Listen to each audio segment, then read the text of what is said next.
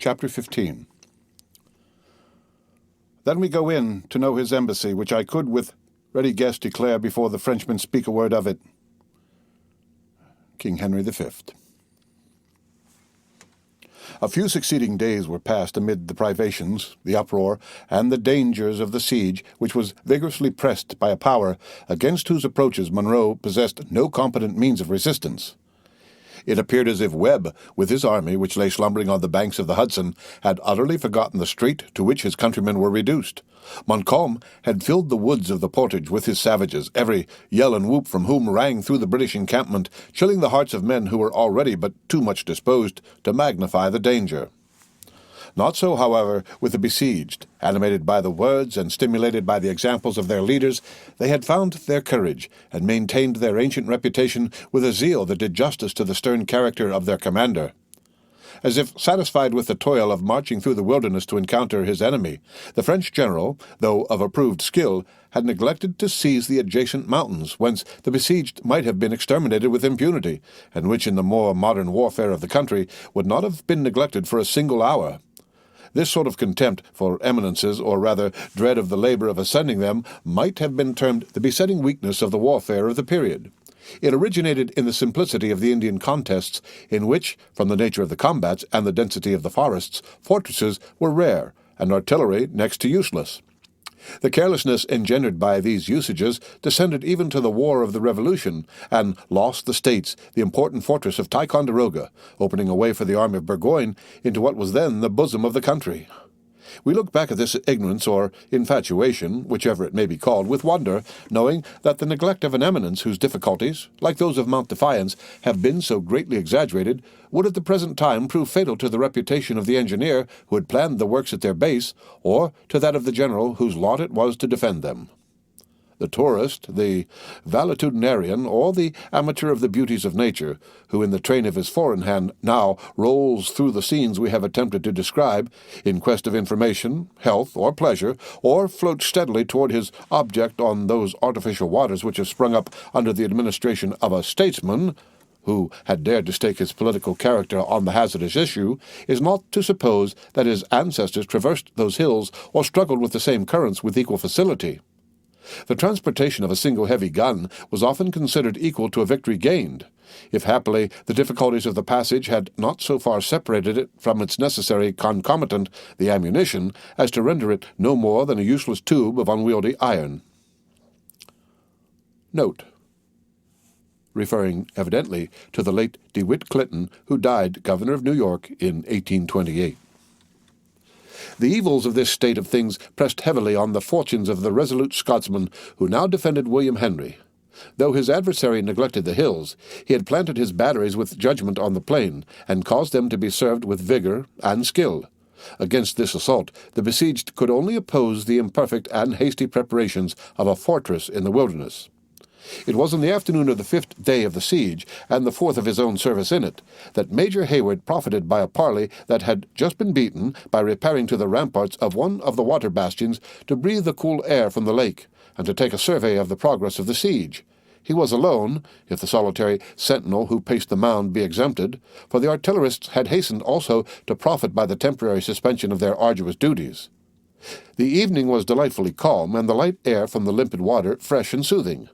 It seemed as if, with the termination of the roar of artillery and the plunging of shot, nature had also seized the moment to assume her mildest and most captivating form.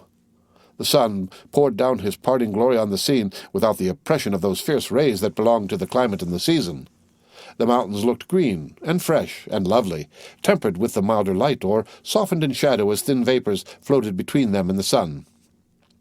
The numerous islands rested on the bosom of the Horican, some low and sunken, as if embedded in the waters, and others appearing to hover about the element, in little hillocks of green velvet, among which the fishermen of the beleaguering army peacefully rowed their skiffs, or floated at rest on the glassy mirror in quiet pursuit of their employment. The scene was at once animated and still. All that pertained to nature was sweet or simply grand, while those parts which depended on the temper and movements of man were lively and playful. 2 little spotless flags were abroad, the one on a salient angle of the fort, and the other on the advanced battery of the besiegers, emblems of the truth which existed not only to the acts, but it would seem, also, to the enmity of the combatants. Behind these again swung, heavily opening and closing in silken folds, the rival standards of England and France. 100 gay and thoughtless young Frenchmen were drawing a net to the pebbly beach with dangerous proximity to the sullen but silent cannon of the fort, while the eastern mountain was sending back the loud shouts and gay merriment that attended their sport. Some were rushing eagerly to enjoy the aquatic games of the lake, and others were already toiling their way up the neighboring hills with the restless curiosity of their nation. To all these sports and pursuits, those of the enemy who watched the besieged, and the besieged themselves, were, however, merely the idle, though sympathizing spectators. Here and there a picket had indeed raised a song, or mingled in a dance which had drawn the dusky savages around them from their lairs in the forest. In short, everything wore rather the appearance of a day of pleasure than of an hour stolen from the dangers and toil of a bloody and vindictive warfare. Duncan had stood in a musing attitude contemplating this scene a few minutes, when his eyes were directed to the glacis in front of the sallyport already mentioned by the sounds of approaching footsteps. He walked to an angle of the bastion and beheld the scout advancing under the custody of a French officer to the body of the fort. The countenance of Hawkeye was haggard and careworn, and his air dejected, as though he felt the deepest degradation at having fallen into the power of his enemies. He was without his favorite weapon, and his arms were even bound behind him with thongs made of the skin of a deer. The arrival of flags to cover the messengers of summons had occurred so often of late that when Hayward first threw his careless glance on this group, he expected to see another of the officers of the enemy charged with a similar office, but the instant he recognized the tall person and still sturdy though downcast features of his friend the woodsman, he started with surprise and turned to descend from the bastion into the bosom of the work. The sounds of other voices, however, caught his attention and for a moment caused him to forget his purpose. At the inner angle of the mound he met the sisters, walking along the parapet in search, like himself, of air and relief from confinement. They had not met from that painful moment when he deserted them on the plain only to assure their safety. He had parted from them worn with care and jaded with fatigue. He now saw them refreshed and blooming, though timid and anxious. Under such an inducement, it will cause no surprise that the young man lost sight for a time of other objects in order to address them. He was, however, anticipated by the voice of the ingenuous and youthful Alice. "Ah, thou tyrant, thou recreant knight, he who abandons his damsels in the very lists," she cried. "Here have we been days, nay, ages, expecting you at our feet, imploring mercy and forgetfulness of your craven backsliding, or I should rather say back-running, for verily you fled in the manner that no stricken deer, as our worthy friend the scout would say, could equal." "You know that Alice means our thanks and our blessings," added the graver and more thoughtful Cora.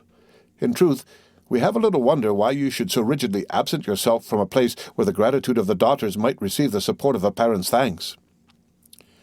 "Your father himself could tell you that, though absent from your presence, I have not been altogether forgetful of your safety," returned the young man. "The mastery of yonder village of huts," pointing to the neighboring entrenched camp, "has been keenly disputed, and he who holds it is sure to be possessed of this fort, and that which it contains.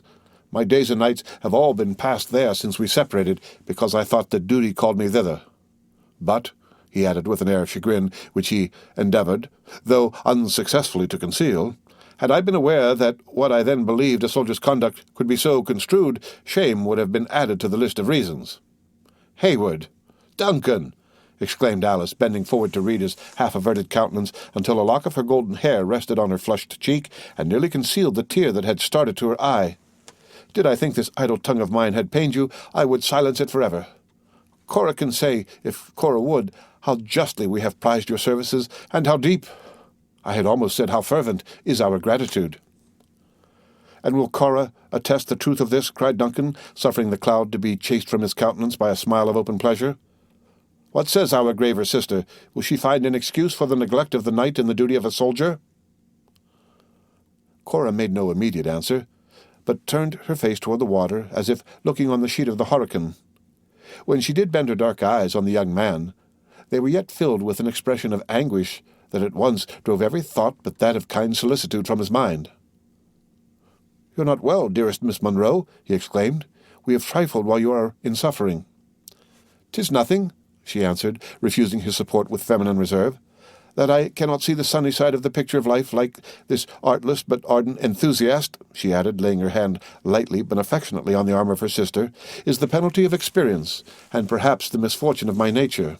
See," she continued, as if determined to shake off infirmity and a sense of duty, "look around you, Major Hayward, and tell me what a prospect is this for the daughter of a soldier whose greatest happiness is his honour and his military renown." "Neither ought nor shall be tarnished by circumstances over which he has had no control," Duncan warmly replied. "But your words recall me to my own duty. I go now to your gallant father to hear his determination in matters of the last moment to the defence. God bless you in every fortune, noble Cora. I may and must call you." She frankly gave him her hand, though her lip quivered, and her cheeks gradually became of ashy paleness. "In every fortune, I know you will be an ornament and honour to your sex. Alice, adieu." His voice changed from admiration to tenderness. "Adieu, Alice. We shall soon meet again, as conquerors, I trust, and amid rejoicings." Without waiting for an answer from either, the young man threw himself down the grassy steps of the bastion, and, moving rapidly across the parade, he was quickly in the presence of their father. Monroe was pacing his narrow apartment with a disturbed air and gigantic strides as Duncan entered. "You have anticipated my wishes, Major Hayward," he said. "I was about to request this favour." "I am sorry to see, sir, that the messenger I so warmly recommended has returned in custody of the French. I hope there is no reason to distrust his fidelity." "The fidelity of the long rifle is well known to me," returned Monroe, "and is above suspicion, though his usual good fortune seems at last to have failed. Montcalm has got him, and with the accursed politeness of his nation, he has sent him in with a doleful tale of, knowing how I valued the fellow, he could not think of retaining him. A Jesuitical way that, Major Duncan Hayward, of telling a man of his misfortunes. But the general and his succour. Did ye look to the south as ye entered, and could ye not see them?" said the old soldier, laughing bitterly. "Hoot, hoot! You're an impatient boy, sir, and cannot give the gentlemen leisure for their march." "They're coming, then? The scout has said as much?" "When, and by what path? For the dunce has omitted to tell me this. There is a letter, it would seem, too, and that is the only agreeable part of the matter, for the customary attentions of your Marquis of Montcalm. I warrant me, Duncan, that he of Lothian would buy a dozen such marquisates, but if the news of the letter were bad, the gentility of this French monsieur would certainly compel him to let us know it." "He keeps the letter, then, while he releases the messenger." "Aye, that does he. And all for the sake of what you call your bonhomie. I would venture, if the truth was known, the fellow's grandfather taught the noble science of dancing." "But what says the scout? He has eyes and ears and a tongue. What verbal report does he make?" "Oh, sir, he is not wanting in natural organs, and he is free to tell all that he has seen and heard. The whole amount is this. There is a fort of his Majesty's on the banks of the Hudson called Edward, in honour of his gracious Highness of York. You'll know, and it is well filled with arms and men, as such a work should be." But there was no movement, no signs of any intention to advance to our relief. There were the morning and evening parades, and when one of the provincial loons, you'll know, Duncan, you're half a Scotsman yourself, when one of them dropped his powder over his portrait, if it touched the coals it just burned. Then suddenly, changing his bitter ironical manner to one more grave and thoughtful, he continued, "And yet there might and must be something in that letter which it would be well to know." "Our decision should be speedy," said Duncan, gladly availing himself of this change of humour to press the more important objects of their interview. "I cannot conceal from you, sir, that the camp will not be much longer tenable, and I am sorry to add that things appear no better in the fort. More than half the guns are bursted." "And how should it be otherwise? Some were fished from the bottom of the lake. Some have been rusting in woods since the discovery of the country, and some were never guns at all, mere privateersmen's playthings.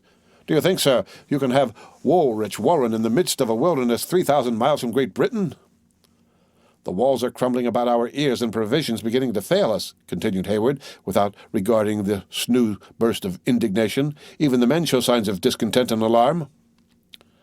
"Major Hayward," said Monroe, turning to his youthful associate with the dignity of his years and superior rank, "I should have served His Majesty for half a century, and earned these grey hairs and veins, were I ignorant of all you say and of the pressing nature of our circumstances. Still, there is everything due to the honour of the King's arms, and something to ourselves. While there is hope of succor, this fortress will I defend, though it be to be done with pebbles gathered on the lake shore. It is a sight of the letter, therefore, that we want, that we may know the intentions of the man the Earl of London has left among us as his substitute. And can I be of service in the matter? Sir, you can. The Marquis of Montcalm has, in addition to his other civilities, invited me to a personal interview between the works and his own camp, in order, as he says, to impart some additional information. Now, I think it would not be wise to show any undue solicitude to meet him, and I would employ you, an officer of rank, as my substitute, for it would but ill comport with the honour of Scotland to let it be said that one of her gentlemen was outdone in civility by a native of any other country on earth. Without assuming the supererogatory task of entering into discussion of the comparative merits of national courtesy, Duncan cheerfully assented to supply the place of the veteran in the approaching interview. A long and confidential communication now succeeded, during which the young man received some additional insight into his duty from the experience and native acuteness of his commander, and then the former took his leave. As Duncan could only act as the representative of the commandant of the fort, the ceremonies which should have accompanied a meeting between the heads of the adverse forces were, of course, dispensed with. The truce still existed, and with a roll and beat of the drum and covered by a little white flag, Duncan left the Sallyport within 10 minutes after his instructions were ended.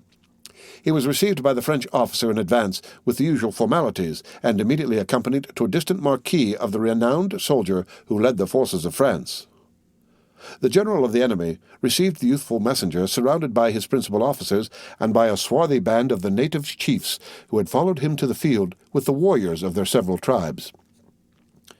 Hayward paused short when, in glancing his eyes rapidly over the dark group of the latter, he beheld the malignant countenance of Magua, regarding him with the calm but sullen attention which marked the expression of that subtle savage. A slight exclamation of surprise even burst from the lips of the young man, but instantly, recollecting his errand and the presence in which he stood, he suppressed every appearance of emotion and turned to the hostile leader who had already advanced a step to receive him. The Marquis of Montcalm was, at the period of which we write, in the flower of his age, and it may be added in the zenith of his fortunes. But even in that enviable situation he was affable, and distinguished as much for his attention to the forms of courtesy as for that chivalrous courage which only 2 short years afterward induced him to throw away his life on the plains of Abraham. Duncan, in turning his eyes from the malign expression of Magua, suffered them to rest with pleasure on the smiling and polished features and the noble military air of the French general. "Monsieur," said the latter, "j'ai beaucoup de plaisir à bas. Où est cet interprète?" "Je crois, monsieur, qu'il n'est pas nécessaire," Hayward modestly replied. "Je parle un peu français." "Ah, j'en suis bien aisé," said Montcalm, taking Duncan familiarly by the arm, and leading him deep into the marquee a little out of earshot. "Je déteste ce fripon-là. On ne sait jamais sur quel pied on est avec eux." "Ah, bien, monsieur," he continued, still speaking in French. "Though I should have been proud of receiving your commandant, I am very happy that he has seen proper to employ an officer so distinguished, and who, I am sure, is so amiable as yourself." Duncan bowed low, pleased with the compliment, in spite of a most heroic determination to suffer no artifice to allure him into forgetfulness of the interest of his prince, and Montcalm, after a pause of a moment, as if to collect his thoughts, proceeded. "Your commandant is a brave man, and well qualified to repel my assault.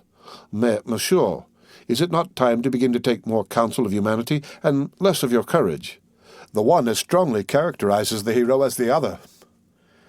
"We consider the qualities as inseparable," returned Duncan, smiling. "But while we find in the vigour of your excellency every motive to stimulate the one, we can as yet see no particular call for the exercise of the other." Montcalm in his turn slightly bowed, but it was with the air of a man too practised to remember the language of flattery. After musing a moment, he added, "It is possible my glasses have deceived me, and that your works resist our cannon better than I had supposed. You know our force?" "Our accounts vary," said Duncan, carelessly. "The highest, however, has not exceeded 20,000 men." The Frenchman bit his lip, and fastened his eyes keenly on the other, as if to read his thoughts. Then, with a readiness peculiar to himself, he continued, as if assenting to the truth of an enumeration which quite doubled his army. It is a poor compliment to the vigilance of us soldiers, monsieur, that, do what we will, we never can conceal our numbers. If it were to be done at all, one would believe it might succeed in these woods. Though you think it too soon to listen to the calls of humanity," he added, smiling archly, "I may be permitted to believe that gallantry is not forgotten by one so young as yourself. The daughters of the commandant, I learn, have passed into the fort since it was invested?" "It is true, monsieur, but so far from weakening our efforts, they set us an example of courage in their own fortitude. Were nothing but resolution necessary to repel so accomplished a soldier as Monsieur de Montcalm, I would gladly trust the defence of William Henry to the elder of those ladies." "We have a wise ordinance in our Salic laws which says, 'The crown of France shall never degrade the lands to the distaff,'" said Montcalm, dryly, and with a little hauteur, but instantly adding, with his former frank and easy air, "As all the nobler qualities are hereditary, I can easily credit you. Though, as I said before, courage has its limits, and humanity must not be forgotten. I trust, monsieur, you come authorized to treat for the surrender of the place?" "Has your Excellency found our defence so feeble as to believe the measure necessary?"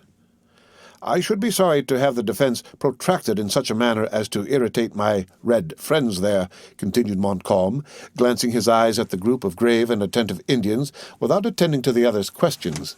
"I find it difficult, even now, to limit them to the usages of war." Hayward was silent, for a painful recollection of the dangers he had so recently escaped came over his mind, and recalled the images of those defenceless beings who had shared in all his sufferings. "Ces messieurs-là," said Montcalm, following up the advantage which he conceived he had gained, "are most formidable when baffled, and it is unnecessary to tell you with what difficulty they are restrained in their anger. Ah bien, monsieur. Shall we speak of the terms? I fear your Excellency has been deceived as to the strength of William Henry and the resources of its garrison. I have not sat down before Quebec, but an earthen work that is defended by 2,300 gallant men," was the laconic reply. "Our mounds are earthen, certainly, nor are they seated on the rocks of Cape Diamond, but they stand on that shore which proved so destructive to Dieskau and his army. There is also a powerful force within a few hours' march of us, which we account upon as part of our means." "Some 6,000 or 8,000 men," returned Montcalm with much apparent indifference, "whom their leader wisely judges to be safer in their works than in the field." It was now Hayward's turn to bite his lip with vexation, as the other so coolly alluded to a force which the young man knew to be overrated. Both mused a little while in silence, when Montcalm renewed their conversation in a way that showed he believed the visit of his guest was solely to propose terms of capitulation. On the other hand, Hayward began to throw sundry inducements in the way of the French general to betray the discoveries he had made through the intercepted letter. The artifice of neither, however, succeeded, and after a protracted and fruitless interview, Duncan took his leave, favourably impressed with an opinion of the courtesy and talents of the enemy's captain, but as ignorant of what he had come to learn as when he arrived.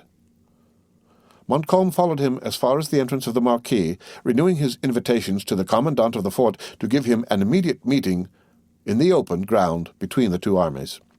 There they separated, and Duncan returned to the advanced post of the French, accompanied as before, whence he instantly proceeded to the fort and to the quarters of his own commander. The end